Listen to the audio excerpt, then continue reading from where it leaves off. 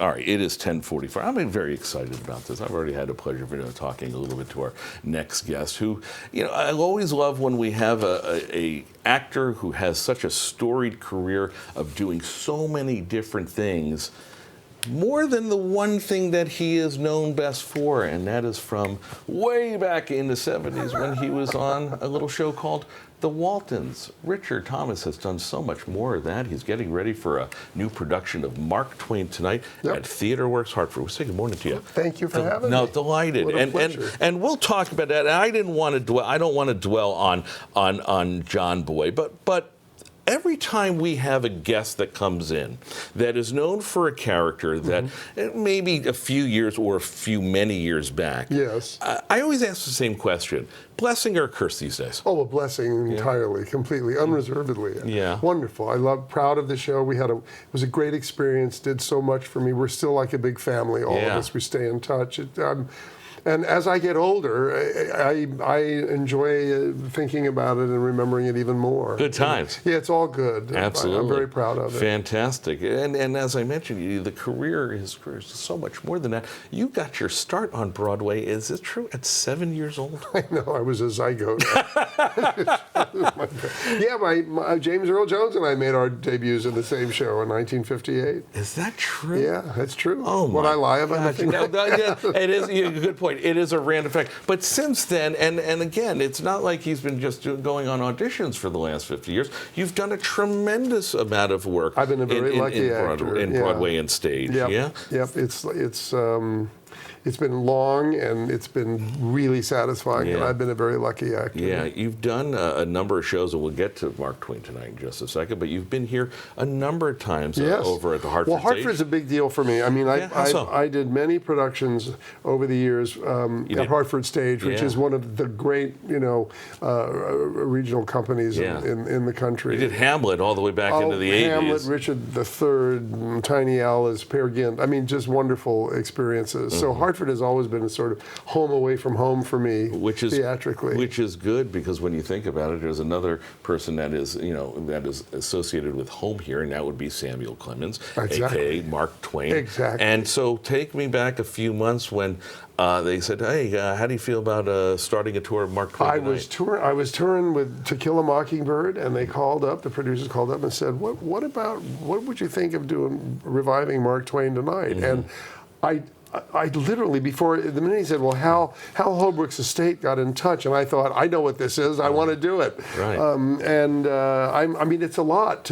They're big shoes. There's two sets of big shoes. There's Hal's big shoes and Mark Twain. And Mark Twain's big shoes. Well, let's talk about that. So you got to forget about all of it. Right, because, sometimes when you do a show that they're bringing back, usually there have been a number of actors who have filled the role, and it's your turn.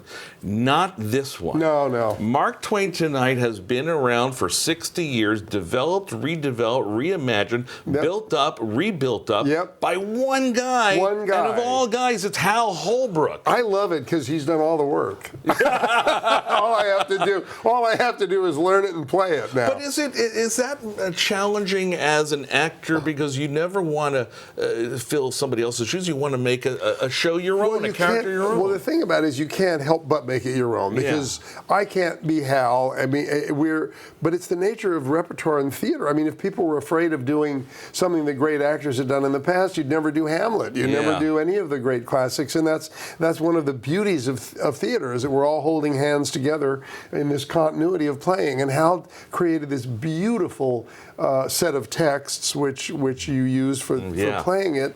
And developed it over so many years and played it over so many years. So naturally, I feel I'm carrying the mantle of what Hal has accomplished, and I want to do well by him. Sure. But you also have to always think of it as a new play, in a way, as if it had never been done before.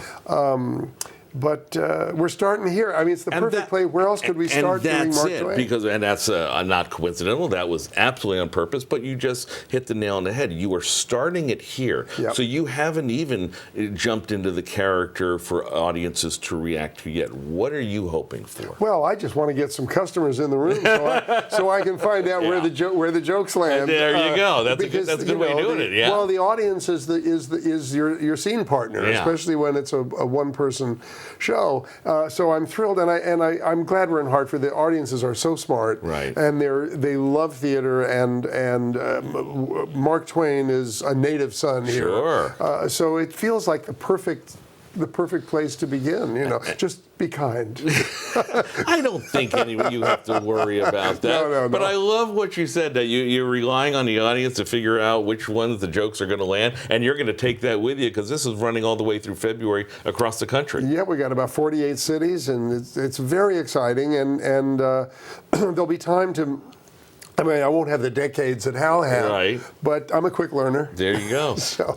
Obviously, he said gets customers in the seats. They're doing well because they've added some shows. We have the information for you on our. We'll put it up on your screen, and of course, it'll be on the website, fox61.com. You're running all the way at TheaterWorks Hartford. I'll just tell you right here, it's going all the way through August 24th. More shows have been added, and my gosh! And there's one other thing that I wanted to ask you, as if he didn't do enough. If you like books on tape or books on CD or we're stuff, dating ourselves. There you go. Audible, you've done how many books on Audible? I can't count that high. I mean, there's a whole lot of books on tape, audio books. I'll generalize it. It's well over 350. Yeah. At least that's what the intranet says, and you could trust everything on the. Oh, absolutely, it's all true. Is that fun as an actor? Well, it's doing an audiobook is a thrilling experience if the material is good, but it's kind of like being in a little submersible by yourself, because you're in that room with the text, just you, like in a tank, and you're just reading and reading and reading and reading for hours and hours and hours. Kind of wrote, right? Yeah. But it's very thrilling. So he'll do more than that when he's on stage doing Mark Twain again. Mark Twain tonight is at TheaterWorks Hartford for the next few weeks. I break a leg. Oh, thank you so much Richard for having Thomas, me. a pleasure to talk to you. My pleasure. It really Thank you. We're going to take a time out. He's done everything. Let's see if he can do the weather. No, we won't put that on him. Coming up next, while schools are out for summer, many teachers, they haven't taken a break. A closer look